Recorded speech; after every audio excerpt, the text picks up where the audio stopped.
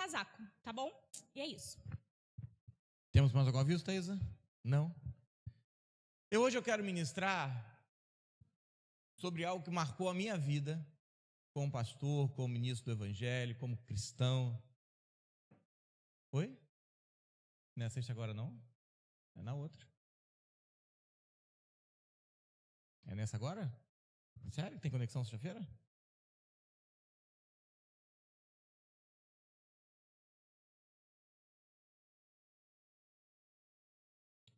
Iremos conversar sobre isso depois.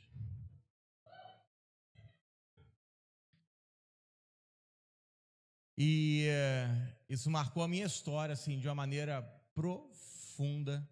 Na pandemia, Deus nos deu uma palavra chamada conforme a imagem de seu Filho, para quem já estava na igreja nesse tempo. A gente começou a ministrar sobre Cristo, e a gente começou a receber informações de como assim tudo é Cristo. Os próprios diáconos da igreja, as próprias pessoas da igreja começaram a se perguntar que não podia tudo ser a respeito de Cristo. E isso mudou a nossa história no Evangelho e tudo aquilo que Deus ministrou após. E eu queria começar com esse texto, que é um texto que está lá em Romanos 8, verso 29.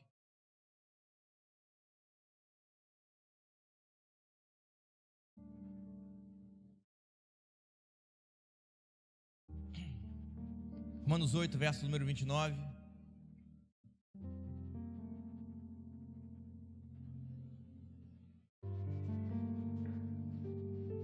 Você que abriu, diga amém. Porque aos que antes de antemão conheceu, porquanto aos que de antemão conheceu, também os predestinou para serem conforme a imagem de seu Filho.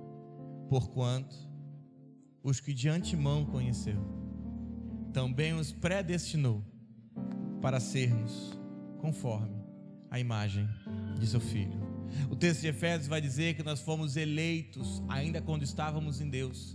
A palavra vai dizer que Deus nos conheceu e nos tirou de dentro dele antes de nós nascermos. Então entenda, você não foi escolhido no ventre da sua mãe, você foi escolhido dentro de Deus. Nós saímos de dentro de Deus e quando Deus nos tira de dentro dele, Deus nos dá uma predestinação. Ele olha para nós e fala assim: você tem um objetivo na vida. O seu objetivo não é ser feliz, o seu objetivo não é ser triste, o seu objetivo não é ser rico, o seu objetivo não é ser pobre, o seu objetivo não é ter sucesso, o seu objetivo não é ter fracasso. O único objetivo da sua vida é que você seja conforme a imagem do meu Filho. Porque toda vez que eu olhar para a terra, eu não quero saber como você está, eu quero saber se você está mais parecido com o meu Filho ou menos parecido com ele. Vira para esse irmão que está ao seu lado e fala assim: você tem um pai que, quer você queira ou não, ele só tem um objetivo: que ele olhe para você e veja o Cristo. Só que para isso você pode ter dias maus, para isso você pode ter tribulação, para isso você pode ter problemas, para isso pessoas podem morrer e sair da sua presença, para isso você pode perder emprego. Pastor, é culto? É que você está acostumado a ir para culto e as pessoas baterem papo, você vai dar tudo certo. Dá tudo certo, certo e errado tem a ver com estar mais parecido com Cristo ou não. Pastor, todo mundo me largou. Quando Deus te olha, está vendo mais de Cristo? Louvado seja Deus. Pastor, eu perdi meu emprego. Se Deus te olhar hoje, ele vê o filho dele? Louvado seja Deus. Chega de mensagens que você vai dar certo. Dar certo para Deus é: parece com o meu filho ou não? A sociedade não precisa de boas mensagens, a sociedade não precisa de versículos bíblicos. O que a sociedade precisa é, ao olhar para a igreja, ele vê o Cristo ou não? O apóstolo Paulo vai dizer: vocês são a epístola de Deus. Quando você anda, as pessoas precisam ver a palavra que é escrita, expressada a partir de você. Porque a pergunta não é mais se Cristo está em você, a pergunta agora é: as pessoas estão vendo o Cristo em você? A pergunta não é porque você tem Gálatas 12, verso 20 de cabeça. Já não vivo eu, mas Cristo vive em mim. A questão não é se Ele vive em você, eu tenho a certeza, diga amém. A questão é, alguém que te olha, vê que Ele está em você? Ou será que você tem que abrir a boca e dar um versículo bíblico? Me perdoe o comentário, versículo bíblico não converte ninguém. Pastor, que é isso? Satanás usou contra Jesus e estava convertido? O problema é que você está acostumado a muita gente falar o diabo falar versículo bíblico e você achar que é Deus.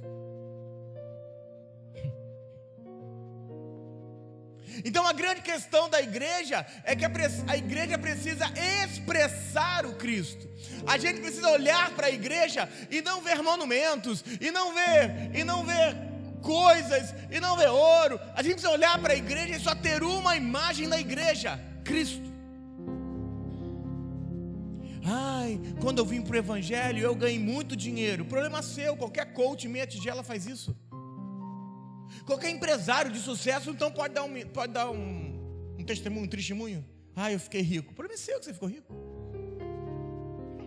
É sério. A palavra vai dizer: não ajunte ouro que nem Deus quer ajuntar, irmão.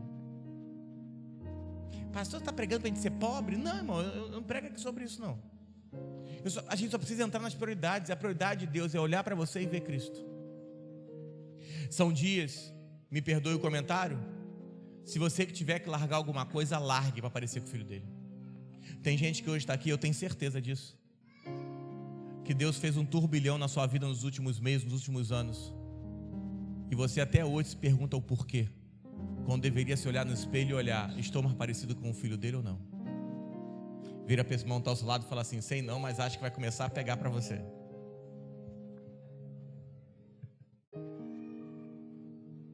Deus nos predestinou.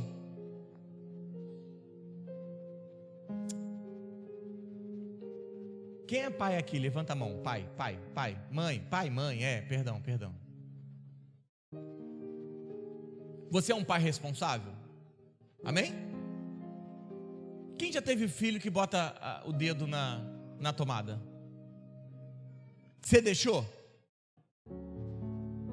Vocês são pais muito bonzinhos. Eu sou de um tempo que minha mãe falava assim: quer botar? Bota. Mas bota uma vez só. Quando acabou, nunca mais faz. Alguém já deixou? Levanta a mão. Lá, pai raiz. Pai Nutella, pai raiz. Entendeu? Pai Nutella ali, ó, o pessoal do fundo, pai raiz. O Nutella tá brigando até hoje para eles não botarem o dedo na tomada. O raiz botou uma vez só. Porque na hora que meu irmão, o choque deu no cérebro. O cérebro chegou a tremer. Mas por que o pai raiz deixou? Vou chamar de pai Nutella e raiz. Por que o pai raiz deixou? Porque ele é responsável. Mas pastor, eu sou um pai responsável, deixei meu filho tomar um choque? É porque você sabe que ele cumprindo esse erro, ele nunca mais vai querer fazer, porque ele vai sentir o gosto do erro. E Deus é um pai responsável, fique tranquilo, que tem coisa que você passou que ele deixou, só para você nunca mais querer provar de novo. Porque o objetivo nunca foi te condenar, nunca foi te falar: bem feito. Não, é só para você olhar e falar: eu preciso voltar para o prumo, para parecer com o filho dele. Acabou. Precisamos de uma igreja que queira crescer em maturidade. O texto de Gálatas 4, verso número 1 vai dizer que todo herdeiro, enquanto menino, de nada difere do escravo, ainda que seja senhor de tudo. Todo herdeiro, enquanto é criança, não pode pegar nada. Eu sempre dou esse exemplo para Samuel. Samuel sempre fala assim: papai, esse carro é meu? Assim tudo que é do papai é seu. Não deixa eu dirigir. Não, você tem 9 anos. Ele: por quê? Eu falei: porque todo herdeiro, enquanto criança, de nada difere do escravo, nesse é senhor de tudo. Você não passa de uma criança. E toda criança é como escravo, tem tudo, mas não tem nada. Vira para esse irmão que está ao seu lado e fala assim: não é sobre trabalhar, é sobre amadurecer. Porque ao amadurecer, Deus vai te entregar tudo que Ele destinou para a sua vida. Porque se eu cresço em maturidade, eu cresço em responsabilidade. Se Deus te entregar algo maior, Deus te entrega e te exige um novo nível de comprometimento.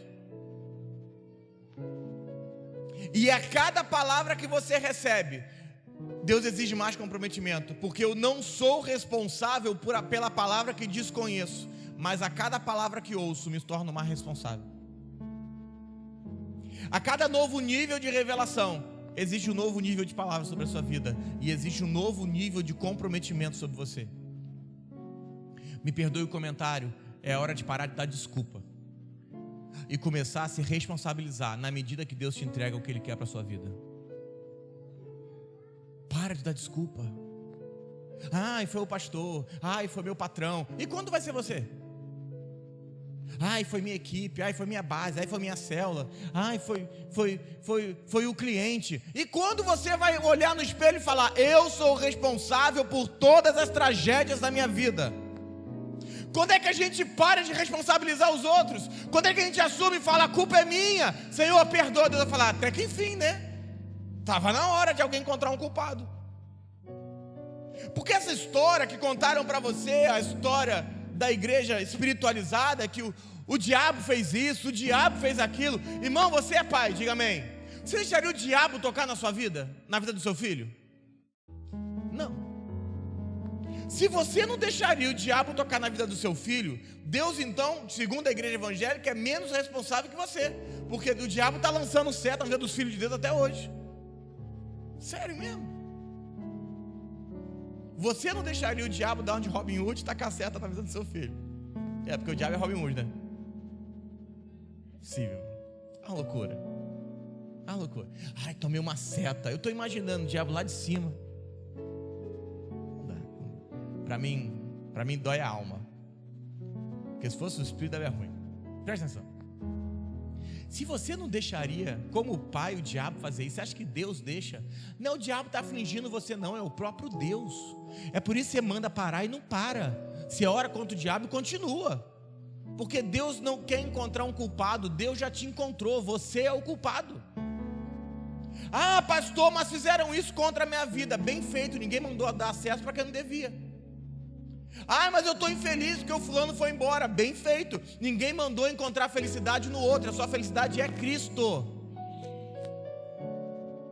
Ai, me roubaram, eu emprestei dinheiro, não me devolveram. Bem feito, ninguém mandou não ler Bíblia, a Bíblia não mandou emprestar dinheiro, mandou dar.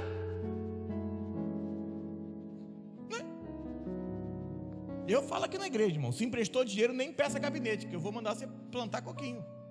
Segundo a minha Bíblia diz, não empresta, dê. Se emprestou esperando devolução, você quis fazer um devedor. Se nem Jesus quis devedor, você vai querer ter? Toda vez que você empresta dinheiro para alguém, você faz dele um escravo da sua vida. Mas esse é um assunto que eu não vou querer falar hoje não, porque senão vai ficar pesado. 1 Coríntios 1, verso 9, passada a introdução, acho que a gente pode começar a pregar.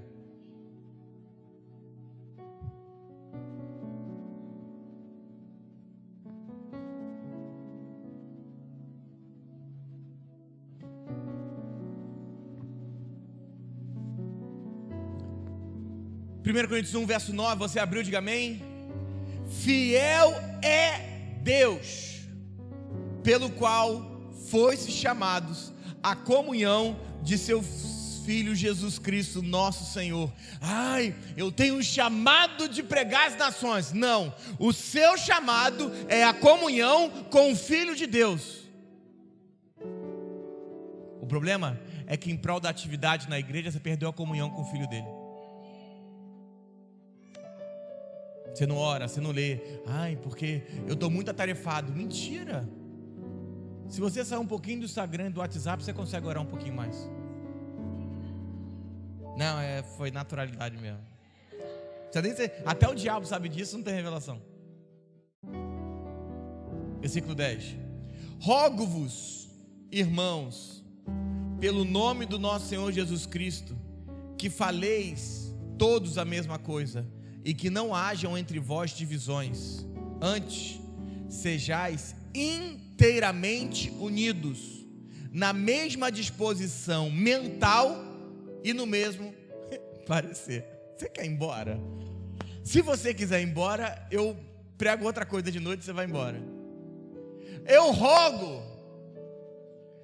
que não hajam divisões entre vós, que você seja inteiramente unido. Eu não concordo com fulano, problema é seu. Deus mandou ser inteiramente unido. O fulano tem algumas atitudes que eu não concordo, e você não tem nenhuma, né? Segura ele na cadeira para ele não subir. O fulano fala das pessoas, e você está falando dele, qual é a sua diferença para ele?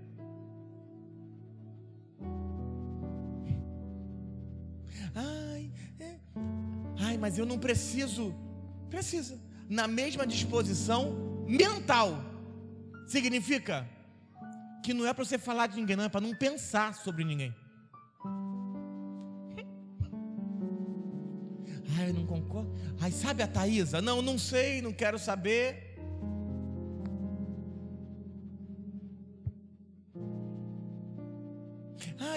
Esquece fulano, irmão. Analise se o homem é assim. Se Deus escolher ele como corpo de Cristo, é você que vai rejeitar ele? É sério. Pastor, e se ele for o joio? Deus falou que quem vai arrancar o joio são os anjos. Então não se mete com isso não. Você é anjo por acaso? Tem asa? Seu nome é Red Bull agora. Foi mais forte que eu.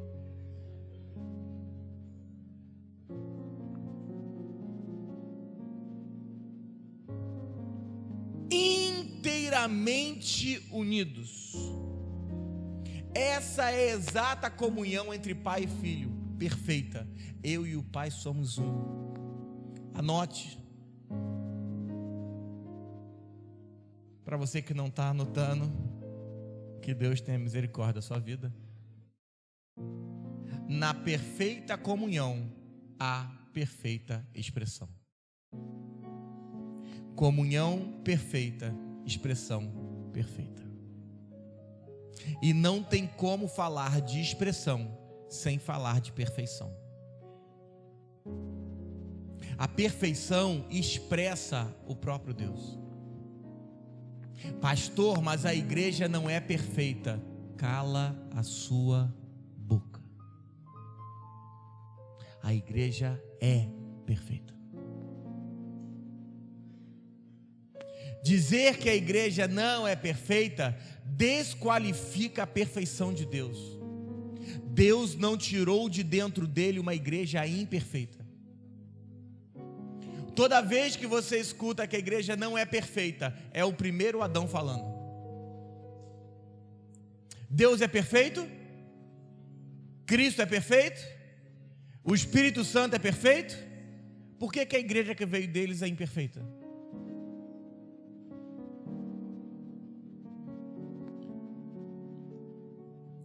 Só que a igreja é perfeita de dentro para fora.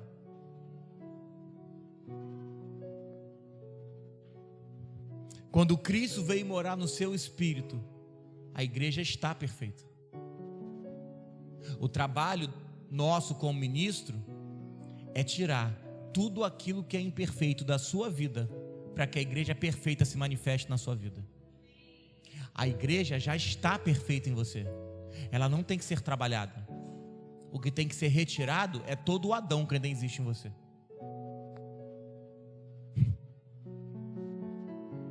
A união de Cristo com o homem trouxe vida e perfeição ao seu espírito. É por isso que os textos vão dizer assim: andamos em espírito, oramos em, adoramos em. Por quê? Porque quando fazemos isso em espírito, fazemos em perfeição. Fazemos tudo isso em espírito. O problema é que agora nós temos um espírito perfeito, mas uma alma que só pode ser aperfeiçoada por obediência à verdade. E a verdade é Cristo, porque Ele disse: eu sou o caminho, eu sou a... Ele não disse eu tenho a verdade, ele diz eu sou a verdade. Ou seja, tudo fora de mim é engano. É por isso que você tem que fugir de pregações que não tenham Cristo, porque ainda que envolvam qualquer espiritualidade, não é Cristo. E se não é Cristo, não é verdade. E se não é verdade, você está escutando? Engano. O perfeito é o Cristo que já está em nós, e não nós. Saia com esse texto hoje na sua cabeça. A perfeição expressa o próprio Deus. Gênesis 1, verso 31. Nós voltamos para Gênesis.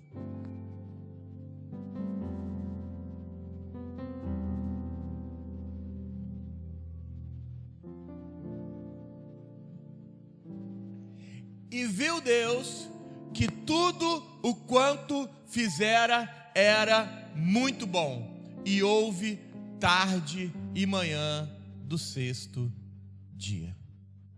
No dia 1, Deus cria céus e terra, e diz Deus que é bom. No dia 2, Deus continua a criação e diz que é bom. No dia 3, Deus diz que é bom. No dia 4, Deus diz que é bom. No dia 5, Deus diz que era bom. No dia 6, diz Deus, e viu o próprio Deus tudo o que fizera.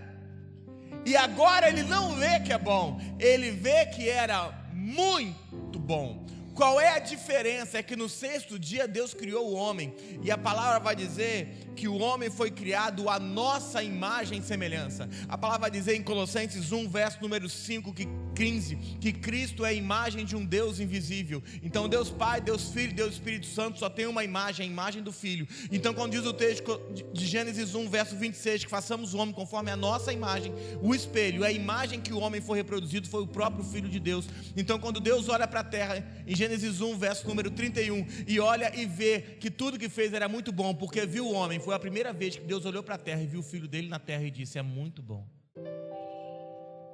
Se você se perdeu, você assiste de novo. Muito bom. Porque pela primeira vez Deus vê a expressão do seu filho na terra. Tudo na terra expressa Deus. Jesus fez algumas colocações que não são naturais. Eu sou a videira, porque toda vez que você vê a videira, você tem que ver quem? O próprio Filho de Deus. Eu sou a porta, toda vez que você vê uma porta, ela expressa o próprio Filho de Deus. Toda vez que você vê um filho, já percebeu que nem todo mundo é pai, mas todo mundo é filho? Ah, você não entendeu. Nem todo mundo é pai, mas todo mundo é filho.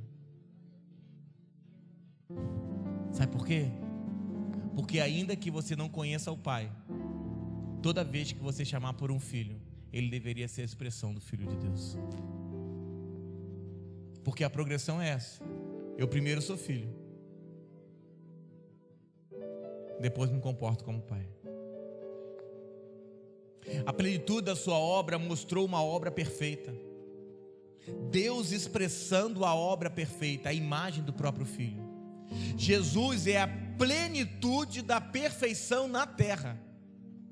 Jesus é o homem perfeito, que realizou uma obra perfeita. É por isso que diz o texto, quando ele está morrendo, ele diz, consumado está.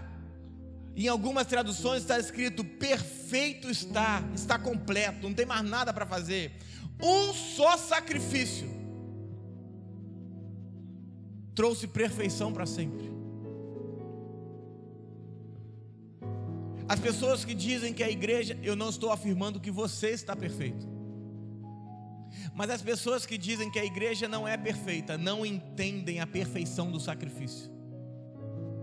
Ministros do novo pacto, ministros de uma nova aliança, eles precisam ver a perfeição escondida em você.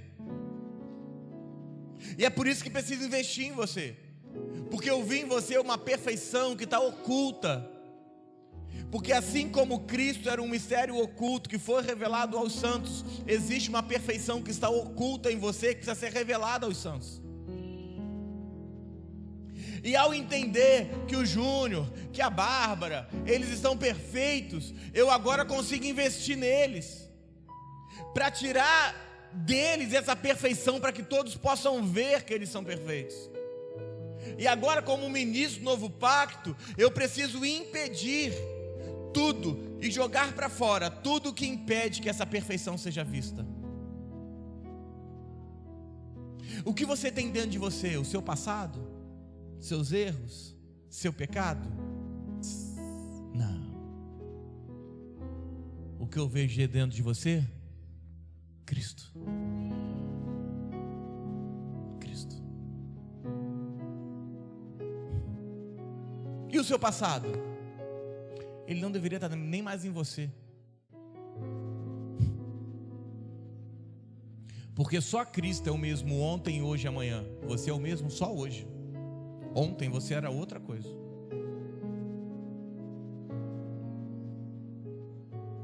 Vem 2 meninos aqui.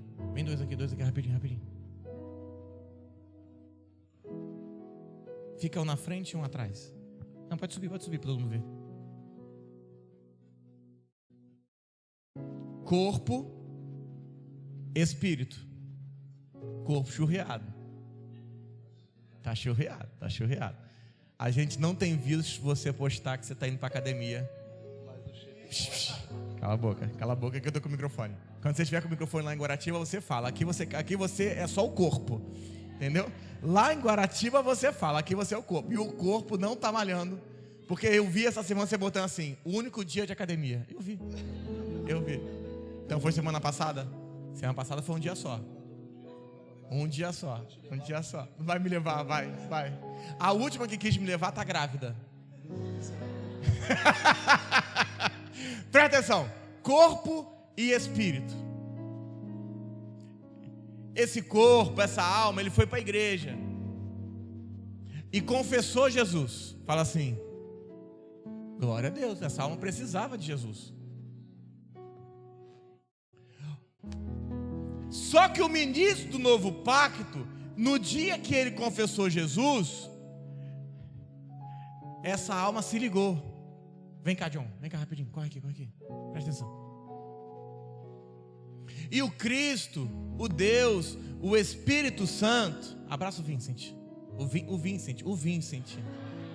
Abraça ele. O Cristo se ligou no Espírito Santo e ficou agarrado. Como ministro do novo pacto, eu preciso parar de pregar para essa pessoa e começar a pregar para essa pessoa. Toda vez que você fala assim, ai, o evangelho é muito duro, quem que está falando? Porque essa aqui tá aleluia, agora sim. Quando você fala, ai, orar é chato, esse aqui está cansado, mas esse aqui está cada vez mais forte. Quando você fica assim, ai, eu não consigo ler muito tempo, esse aqui está lutando contra aquele. Eu sei que é. Olha o que diz o texto em 1 Coríntios 6, verso 17. Continua abraçado aí.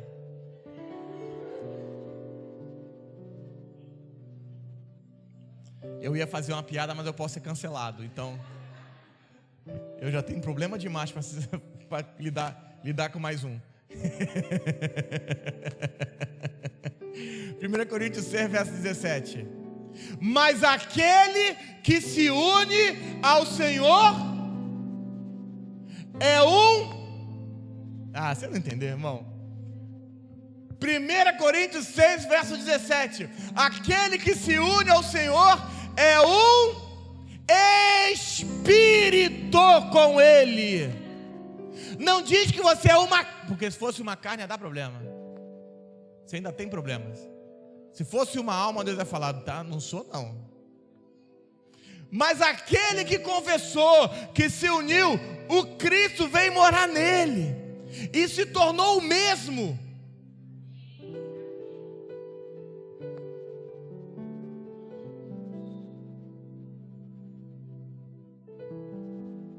O ministro do novo pacto, ele olha para o Wallace, mas não fala com o Wallace. Ele vai falar com o Espírito. E ainda que o Wallace não goste das minhas opiniões, no fundo, no Espírito, ele vai falar: ele está certo. Porque o Espírito vai contender com a carne. Mas o ministro carnal, ele só vai conseguir olhar o Wallace. E aí temos um problema, porque se o Wallace tem um bom casamento e tem um bom casamento, o Wallace tem uma boa empresa e tem uma boa empresa, ele nunca vai conseguir enxergar aquilo que o Wallace está faltando, porque ele vai olhar o Wallace e falar: cara, você está excelente, está voando.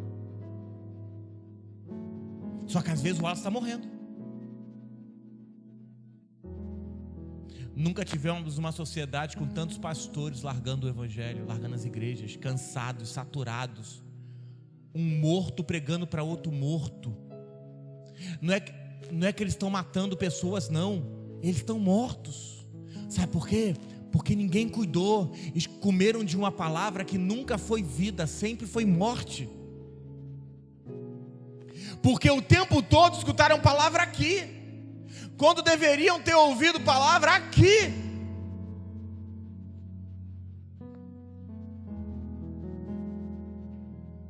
E quando eu começo a amadurecer espiritualmente, o que ocorre é isso aqui, ó.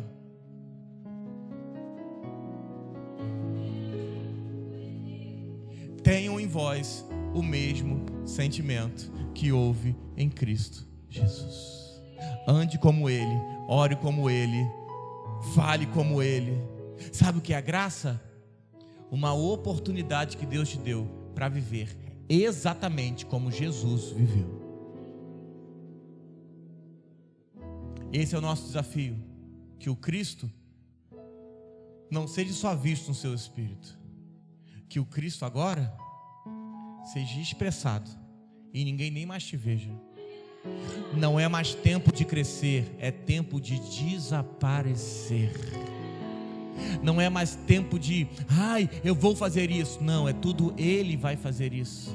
Se ainda estão me vendo, nós ainda temos um problema. Se você ainda vem e fala, hoje é o pastor que vai pregar, eu vou. Você ainda está desviado e não sabe. Sabe por quê? Porque você ainda está olhando isso. E Deus só quer que você olhe Ele.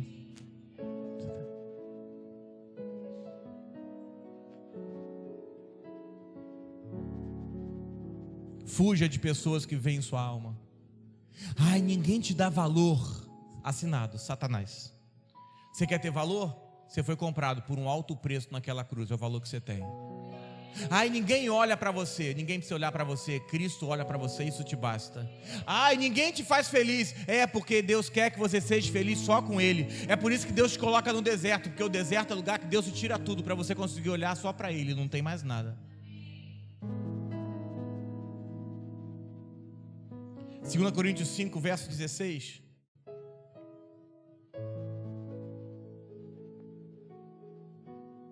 Segunda carta aos Coríntios 5, 16. Eu estou orando para que Deus me permita terminar a palavra. 5,16, 2 Coríntios. Olha o texto que fantástico. Assim que nós, daqui por diante, a ninguém conheçamos segundo a... E se antes conhecemos Cristo segundo a carne, já agora não conheçamos mais Ele desse modo. Quem é o Cristo segundo a carne? Jesus. Deus, o apóstolo Paulo está falando assim: ainda que você só conheça o Jesus, está na hora de subir o degrau e começar a ouvir do Cristo, Cristo, Cristo, Cristo. Porque o Jesus você conheceu segundo a carne, mas o Cristo só no Espírito, irmão.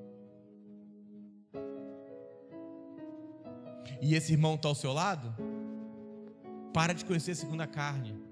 O Wallace que estava aqui em cima, o Wallace está com a gente há uns 10 anos aí pelo menos. Eu conheci o Wallace segundo a carne.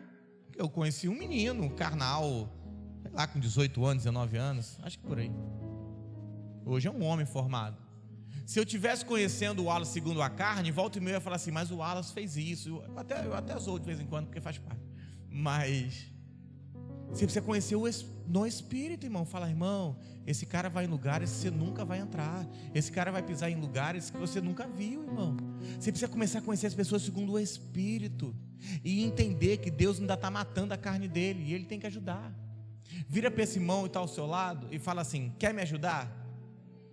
Me ajuda a matar essa carne que está em mim ainda. É a única ajuda que eu preciso. Fala, eu não quero elogio, eu não quero um abraço, eu quero um martelo, uma madeira e um prego. Me pendura.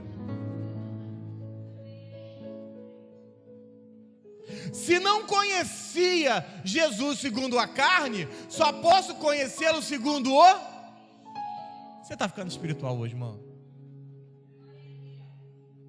Ninguém botaria Timóteo para liderar uma igreja. Timóteo era medroso, tímido, gostava de se esconder. E ninguém colocaria Paulo para ser apóstolo. As pessoas querem pregar sobre graça,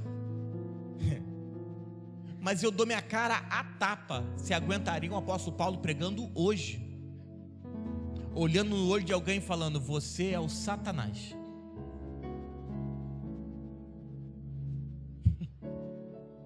Olhando e falando, tem que arrancar tudo da sua vida, tudo. Essa geração mimizenta de hoje, você está de brincadeira, irmão? Está de brincadeira. O lance é que o Paulo não olhava ao Timóteo e via Timóteo. O Paulo olhava ao Timóteo e via o Cristo em Timóteo. Entenda, Deus só se expressa em perfeição. Pastor, não precisa disso tudo. O que é isso? Uma alma gritando, o primeiro Adão. Porque a alma nunca vai querer perder o governo. Alguns já devem ter passado por isso aqui.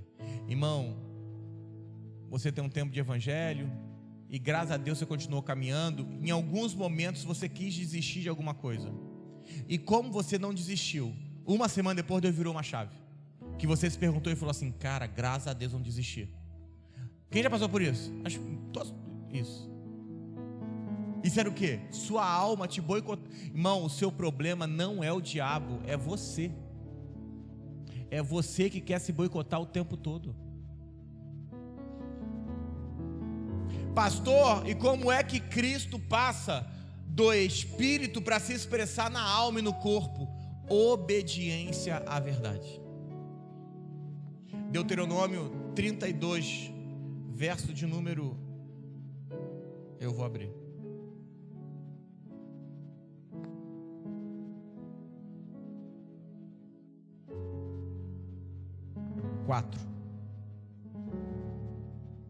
Deuteronômio 32, verso número 4. Eis a rocha, fala assim, a rocha é Cristo, e suas obras são perfeitas. A minha obra, a obra do homem é imperfeita, mas a dele é sempre... você não entendeu. Fala assim, toda a obra de Deus é perfeita. Você não entendeu ainda. Olha bem no olho desse irmão que está ao seu lado e fala assim, deixa eu te contar algo. Você não sabe ainda como eu vou ser. Você não entendeu, irmão. Fala assim, eu sou uma obra de Deus. E mais cedo ou mais tarde, eu vou ficar perfeito.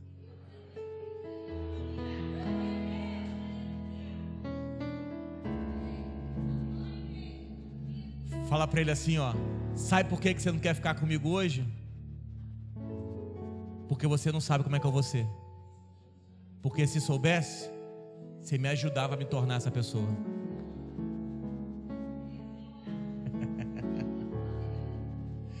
Não me julgue pelos meus erros, me julgue pela perfeição que eu vou me encontrar. Deus está fazendo em você uma obra perfeita, porque aquele que começou a boa obra é fiel.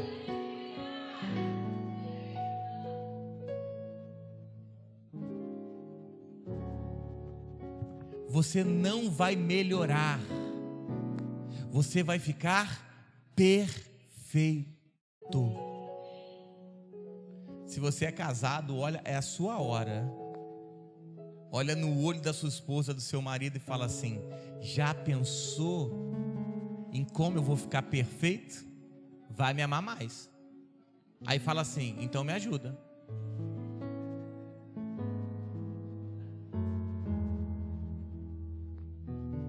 O que é um casamento que acaba? É alguém que lidou com o homem de hoje, não entendeu que já já ele vai ficar perfeito, porque se enxergasse esperava.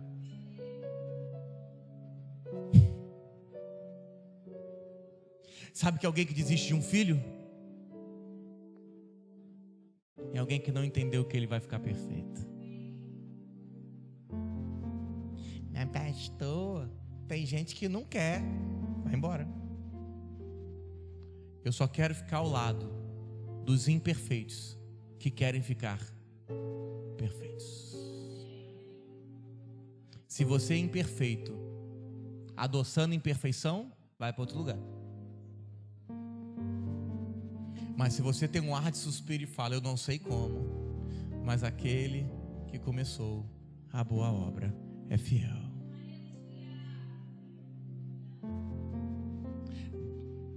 Eu tenho orado muito por isso.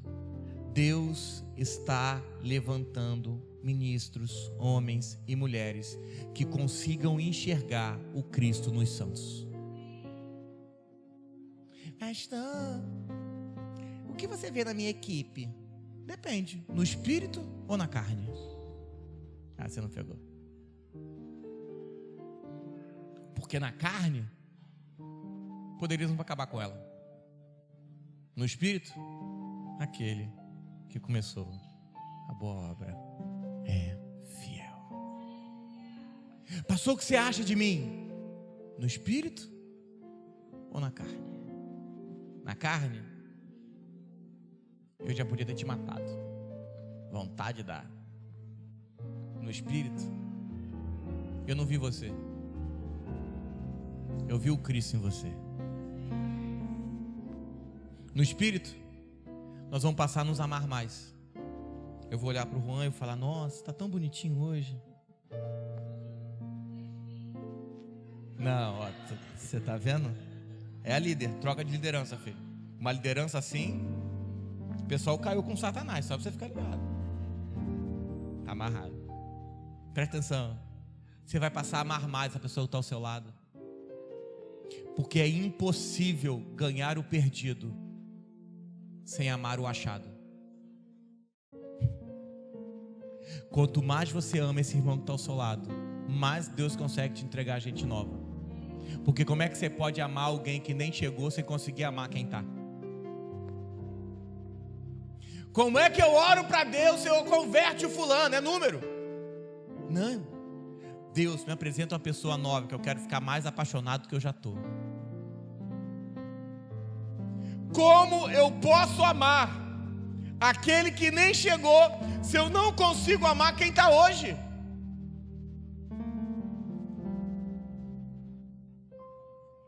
Essa é a hora de você virar para esse irmão e falar: me deixa te amar um pouco mais. Olha o que diz Filipenses 1. Acabei de falar desse texto, só para você comprovar ele biblicamente.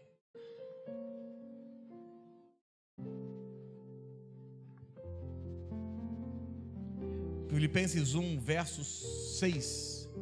Estou plenamente certo de que aquele que começou a boa obra em vocês há de completá-la até o dia de Cristo. Você está destinado a ficar perfeito. Quer você ajude, quer você não ajude, quer você queira, quer você não queira.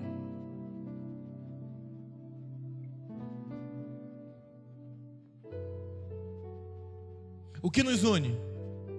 Porque vocês gostam da nossa palavra. O que nos une é o que gostamos. Se o que nos une é o que gostamos, então o que não gostamos vai nos desunir. Se o que nos aproxima é porque vocês gostam de algo, o pastor é tão gente boa, então no dia que eu tiver de mau humor, isso vai nos desunir. O que nos une não é o que gostamos. O que nos une é porque estamos no mesmo Espírito. Temos o mesmo Pai, o mesmo Filho, a mesma comunhão. E a comunhão no Evangelho tem luz própria e nos enche de esperança. E a esperança não é de dias melhores. A esperança é o exato Filipenses 1, verso 6. Eu tenho completa certeza de que aquele que começou a boa obra em você vai completá-la.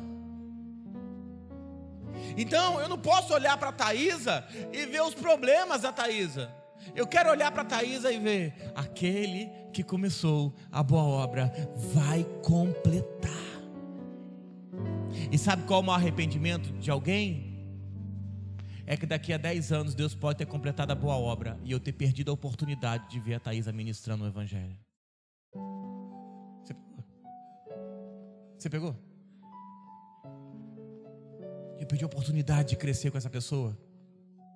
Porque o Evangelho, irmão, não tem maior e menor nesse caso. Eu hoje estou aqui pregando, amanhã eu estou escutando. O poder da palavra é te aperfeiçoar. É o que diz em 2 Timóteo 3. Pastor, você abre muita Bíblia. Se você quisesse um bate-papo, você tinha contratado um psicólogo, né? Você vê que gosta da Bíblia, irmão. Você não vê que gosta da minha opinião. 2 Timóteo 3, verso 16. Você abriu, diga amém. 2 Timóteo 3,16, você abriu, diga amém. Toda a escritura é inspirada por Deus e útil para o ensino, repreensão, correção, educação na justiça. Sabe aquele livrinho de promessa que você tem? Rasga ele fora, porque toda a escritura é útil para o ensino, repreensão, correção e educação na justiça. São dias... Não liga, eu estou com o computador, não. Nós somos obrigados a usar computador nesses dias. Porque nós passamos as mensagens para os líderes da igreja e eles acabam ministrando algumas coisas. E era muito ruim, porque a gente ficava tirando foto e escrevendo. Às vezes eram 14 folhas, 10 folhas de uma pregação. E aquilo ficava muito ruim. Então nós somos quase que obrigados, eu e a pastora, a escrever e tornar as coisas mais digitalizadas. Mas são dias de voltar para a Bíblia, irmão. De escrever o que Deus falou com você. Quando alguém pregar alguma coisa, tudo aquilo que você prega, eu prego aqui, talvez você entenda alguma coisa, escreva, porque Deus ministrou algo. Porque toda a escritura é inspirada. Então ela vai ser inspirada para Deus mudar a sua vida. São dias de você abrir a Bíblia e falar: nossa, olha que legal que Deus falou comigo em 2015. São dias da gente voltar a isso, sabe? Ai, pastor, eu leio no celular. Não, irmão, compra a Bíblia. Sai com um caderno de casa. Eu fui ministrar numa igreja ontem. Raramente faço isso, mas fui ministrar. E aí uma das diaconisas, uma das líderes da igreja falou assim: eu um dia vou lá na sua igreja. Falei: o pastor já veio aqui deles, né? Pastor amigo. Não tem problema nenhum, filho, pode ir, sem problema. É porque eu tenho uma curiosidade. Falei: nossa, eu achei que ele queria postar a palavra. Eu falei: por quê? É que eu vejo todo mundo de caderno, eu fico perguntando: para que o caderno? Eu acabei de pregar. Aí ela falou assim: deixa eu te falar uma coisa. Ai, por que eu não trouxe um caderno hoje? Note que Deus está falando com você, querida. Porque a Bíblia não é inspirada para te dar uma empresa. Ela é inspirada para te tornar perfeito. Não queira histórias de homens.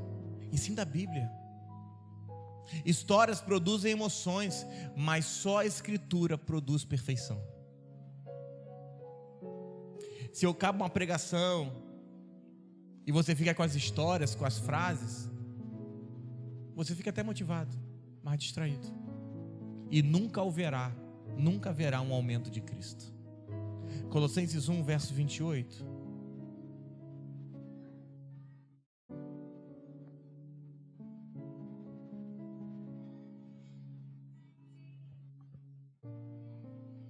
Olha o que diz o texto. Colossenses 1, 28. Você abriu, diga amém. 1, 28. Você abriu, diga amém. O qual nós anunciamos, advertindo a todo homem, ensinando a todo homem, em toda sabedoria, a fim de que apresentemos todo homem perfeito em Cristo. Então ele está dizendo, nós pregamos, nós anunciamos, nós ensinamos, e só tem um objetivo: apresentar todo homem perfeito em Cristo. Não é apresentar todo homem perfeito a Cristo. Parece igual, mas é diferente. Porque um homem perfeito a Cristo significa dizer que você tem perfeições fora de Cristo. Você é perfeito no seu agir, você é perfeito no seu caráter, você é perfeito nas suas emoções, você é perfeito financeiramente, você é perfeito pai de família. Mas Deus não quer pessoas perfeitas fora de Cristo. O objetivo é te apresentar perfeito em Cristo. Não é que as pessoas te olhem e vejam, nossa, como esse casamento é bonito. Não, é que as pessoas olham o seu casamento e vejam, nossa, como tem Cristo nesse casamento. Não é olhar para a sua empresa e falar, nossa, como a sua empresa é próspera. É olhar para a sua empresa e falar, nossa, como eu consigo ver Cristo nessa empresa.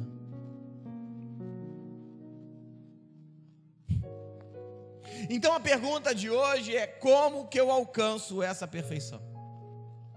Nós já falamos de obediência à verdade e agora falemos de comunhão em Cristo. Na comunhão em Cristo, Ele é expresso. Porque na comunhão com Cristo, eu permaneço nele, e quanto mais permaneço nele, mais obedeço à verdade, e mais perfeição se desenrola mais rápido. Quanto mais em Cristo você estiver, mais perfeito você se tornará. Nessa comunhão, como é que eu posso dizer isso?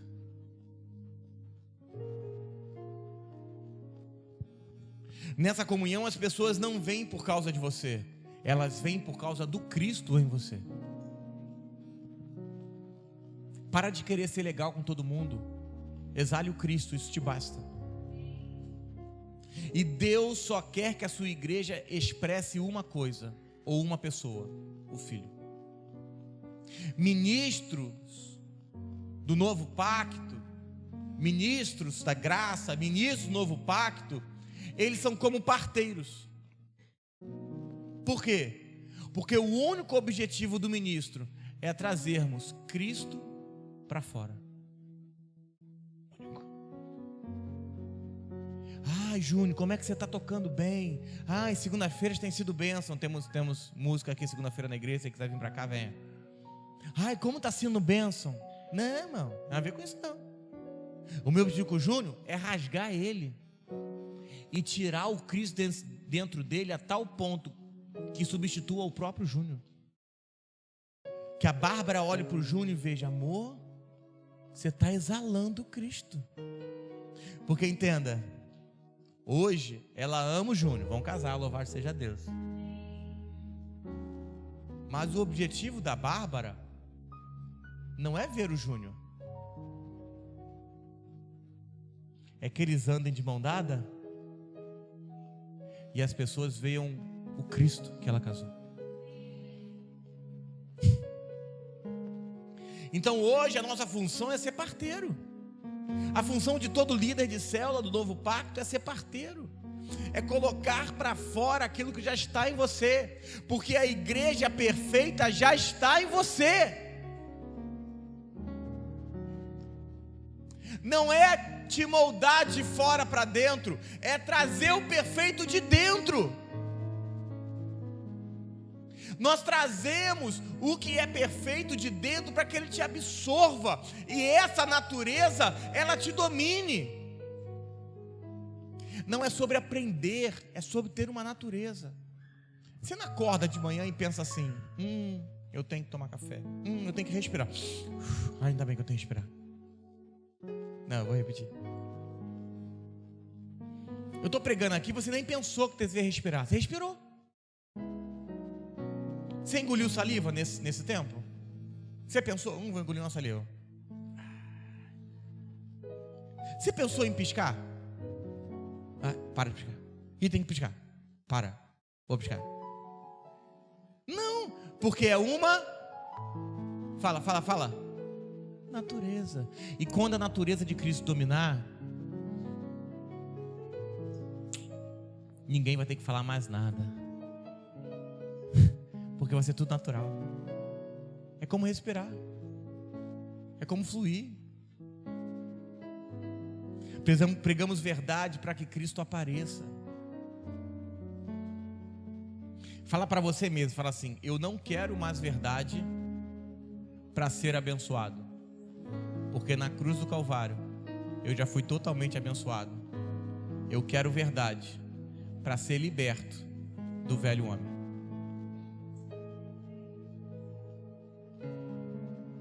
Eu olho para você e vejo uma igreja perfeita. Sabe por que você critica o seu irmão? Porque você não vê a igreja perfeita nele. A minha diferença para você é que eu sou um parteiro e você é só alguém chorando num velório. Porque ao ver a igreja mal, eu te trato mal. Mas se eu vejo Cristo em você, eu só quero te amar. Se você não conseguir amar essa pessoa ao seu lado, Deus nunca vai te entregar quem você tem orado. Porque Deus não quer te entregar alguém a mais se você não consegue amar quem Ele já te entregou.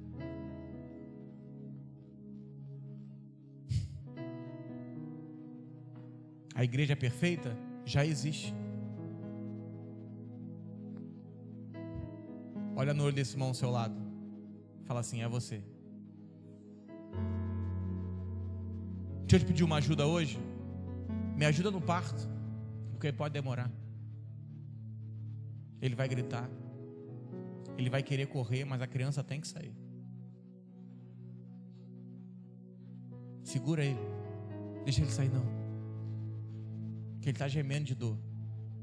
É porque ele sabe que a hora que esse filho sair, irmão, ele vai ter que desaparecer. E a alma dele está gritando por controle, por governo, falando: não quero. Cristo merece ser expresso. A sua glória é vista quando sua perfeição é vista. E entenda, se Deus quer expressar a perfeição, nada vai impedir isso.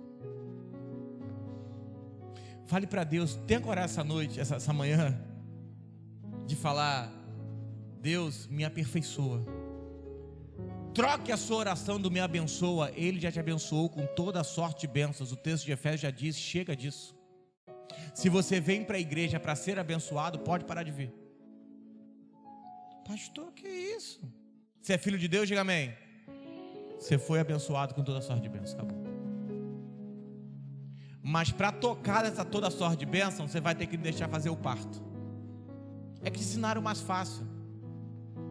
É fácil te ensinar a vir para a igreja para ser abençoado, porque não tem que fazer nada. Eu repito. Se eu te ensino a vir para a igreja para ser abençoado, o que eu tenho que fazer? Nada. Ele já te abençoou. Passado, nem agora, já está lá atrás. Faz tempo. Antes de você nascer, você está abençoado.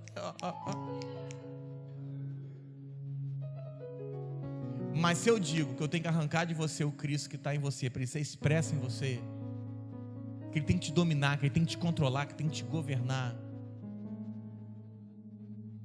A comunhão com o Filho de Deus acelera a perfeição, porque eu não quero perder um dia. Todo evangelismo é oportunidade de conhecer mais de Cristo. Todo evangelismo é oportunidade de fazer um parto novo. Você não pegou? Todo evangelismo, todo gabinete é uma oportunidade de conhecer mais de Cristo. Eu não quero perder um dia, nem um culto. Tem gente que sai do culto, volta para o culto de noite e fala: não, é a minha palavra, não quero saber, irmão, quero mais.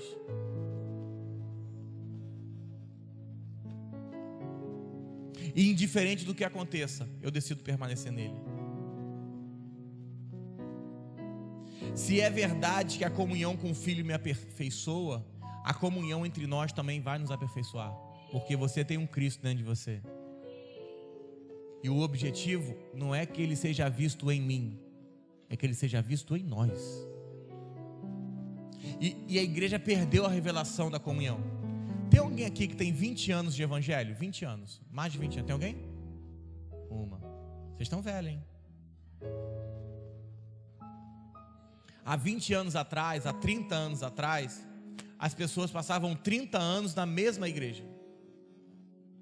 Hoje elas visitam 30 igrejas em um ano. Sabe por quê? Porque por causa da pregação água com açúcar, a igreja perdeu a revelação da comunhão entre os irmãos. Não existia esse negócio: ai, fulano errou comigo, eu vou embora da igreja. Você errou com você e não se abandonou? Por que o irmão errou com você e você abandonou ele? Palhaçada. Passavam 30 anos numa igreja. Só que perseverar na comunhão nunca vai ser fácil. Mas ao não perseverar, eu vou atrasar a expressão da sua perfeição em nós. Se eu não permaneço em comunhão com você, o que eu perco é a revelação de Cristo. Eu preguei tudo que eu preguei para falar essas duas frases que eu vou falar agora. Você sabe qual é a diferença do Antigo Testamento para o Novo? É que a cruz fez tudo perfeito. Tudo no Antigo Testamento era imperfeito, sombra daquele que viria perfeito. Mas a cruz fez uma obra perfeita, foi uma obra perfeita, para nos fazer perfeitos para sempre. Colossenses 1, verso 13, eu acho que é o último texto de hoje.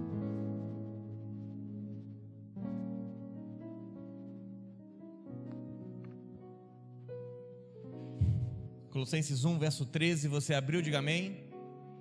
Ele nos libertou do império das trevas, diga amém. E nos transladou para o reino do Filho do seu amor. Quem aqui já foi para outro estado? Vocês estão viajativos, hein?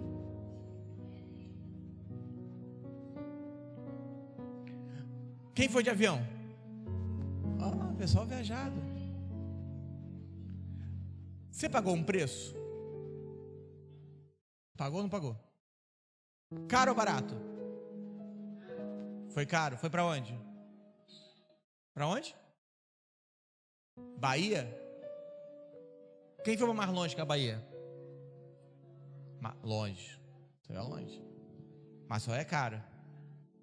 Quantas horas de viagem? Quantas horas de viagem? 4 horas de viagem. Misericórdia. Foi caro. Quando ela chegou lá em Maceió, na Bahia, eles quiseram desfrutar de tudo. Por quê? Porque estava pagando.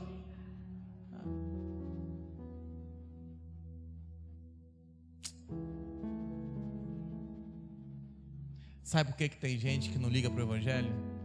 É que não entendeu o valor que foi pago para o seu translado do império das trevas para o reino do seu amor. Não entendeu o que foi pago. Não entendeu o preço da cruz, o valor da cruz. É porque não é de graça, é pela graça. Não é que não teve um preço, teve um preço. que ninguém poderia pagar. Você é tão valioso para Deus que no dia que você nasceu, Deus te deu um preço, um filho pendurado numa cruz. Sabe o que você faz o que você quer com a sua vida? Porque você não entendeu o preço que foi pago naquela cruz. Sabe por que você quer tomar as suas próprias decisões? Porque você não entendeu o preço que foi pago naquela cruz. Você foi transladado do império das trevas para um reino do Filho do seu amor. O translado teve um preço. No dia que você entender o valor desse preço, você entende Gálatas 2:20, que já não vivo eu.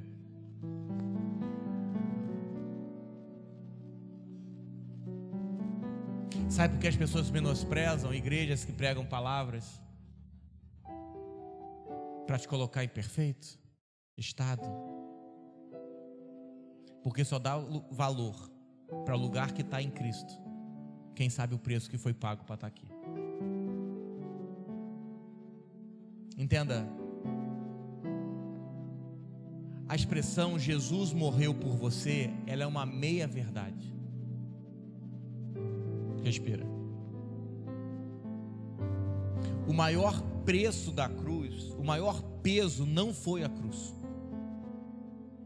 O maior peso não foram os golpes. O maior peso da cruz tem nome: você. Não é que ele morreu com você, ele te carregou nela. Não foi por você, foi com você. O peso que estava sendo carregado, maior, não era aquela madeira, não eram os milhões de abusos que sofreu, a surra que tomou, era você. E é você, ainda lutando para não ir junto dele. O maior peso daquela cruz tem nome: você, eu. E o peso que Jesus sentiu é muito maior, porque entenda, ele entendia que a vitória dele era a sua vitória, mas a derrota dele nos sentenciaria eternamente. Você entendeu o que eu falo? A vitória dele daria a vitória para Thaisa eternamente, mas a derrota dele sentenciaria toda a geração da Thaisa à condenação eterna. Esse é o peso de uma cruz. A cruz não foi feita para te levar para o céu. A cruz, Jesus não morreu na cruz para te colocar num lugar chamado céu. Jesus morreu numa cruz para te transformar perfeito. A religião diz: Ele te perdoou, Ele te salvou, Ele te sarou. Isso é parte de uma verdade. O que está faltando é: a cruz é o lugar para você se tornar perfeito. A igreja é perfeita, só falta alguém que te aperfeiçoe. Eu repito. A igreja é perfeita, só está faltando pessoas que aperfeiçoem ela. Os sacrifícios do Velho Testamento não faziam ninguém perfeito, mas na cruz, o homem perfeito, o sacrifício perfeito, impartiu perfeição para nos tornar perfeito. Eu repito até que você entenda. Na cruz, o homem perfeito, o sacrifício perfeito, impartiu perfeição para nos tornar perfeito. O pão perfeito que desceu do céu, um perfeito alimento para tornar uma igreja perfeita. 33 anos Jesus passa na terra impartindo perfeita comunhão com o Pai. A cruz é incomparável, porque tudo em Cristo é perfeito. E eu encerro Como é que nós podemos impartir? Como é que nós podemos expressar a sua perfeição? Eu comecei falando de obediência à verdade. Continuei falando de comunhão. Mas falamos de amor. Colossenses 3, verso 14.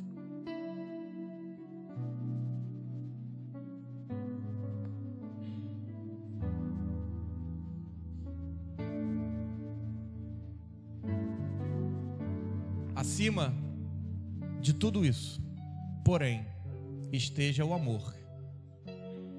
Lê comigo, lê comigo, lê comigo. É porque a gente vai pregando, os textos vão abrindo na cabeça, né? Colossenses 3, verso 14, fala assim: acima de tudo isso, porém, esteja o amor, que é o vínculo da perfeição.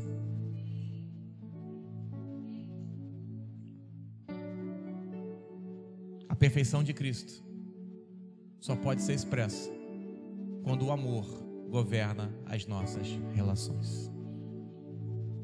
Chega de interesses pessoais, chega de glórias pessoais, chega de avanços pessoais. O que você precisa fazer com esse irmão ao seu lado é amar ele. São dias de começarmos a comer mais, porque Deus está vendo a nossa desnutrição, para que Ele possa ver a sua perfeição. Por falta de comer de Cristo, nós nos tornamos imperfeitos.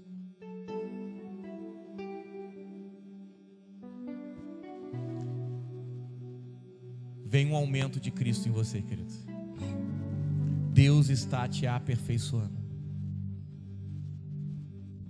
Mas são dias de você encontrar um parteiro, para que as dores de parto possam dar luz a um Cristo em você. Se levanta uma geração que escolheu sentir dor de parto, para que Cristo seja expresso na sua vida.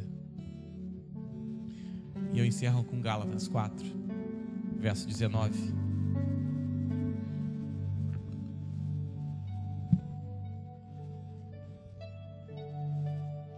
Prometo que é o último.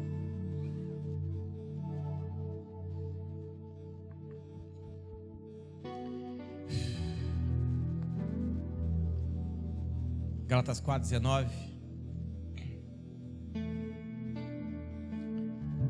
Meus filhos, por quem de novo sinto dores de parto, até que Cristo seja formado em vocês. Meus filhos, e outra vez sinto dores de parto, até que o perfeito seja visto, te encha, te complete, e nada mais reste da sua vida. Hoje eu vim como um parteiro.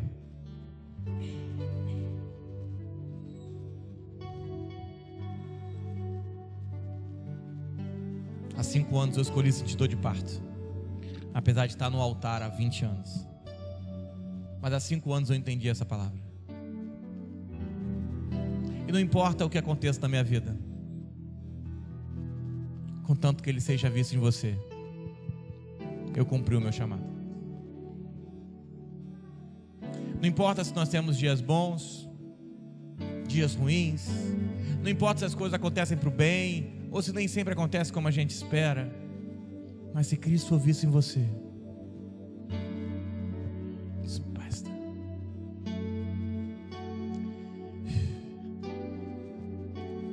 São dias de se apaixonar. Entenda o que eu vou dizer. Quanto mais eu te amar, mais Deus vai trazer pessoas para serem amadas.